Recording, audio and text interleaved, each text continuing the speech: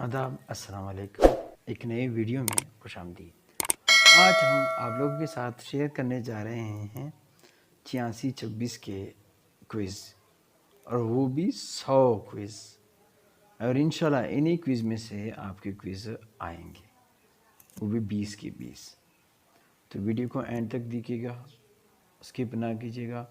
नए आने वाले व्यूवर से गुजारिश है कि हमारे चैनल को सब्सक्राइब और वीडियो को लाइक कीजिएगा। तो जो क्विज़ हम आप लोगों के साथ शेयर करने जा रहे हैं, इनके तमाम के तमाम जवाबात सही है, हमने ख़ुद चेक किए हुए हैं। और इंशाल्लाह इस तरह मज़ीद वीडियोस भी हम आप लोगों के साथ शेयर करते चलेंगे। और इस वीडियो का क्रेडिट मोहम्मद अरहाम को जाता है और एम नजीब को।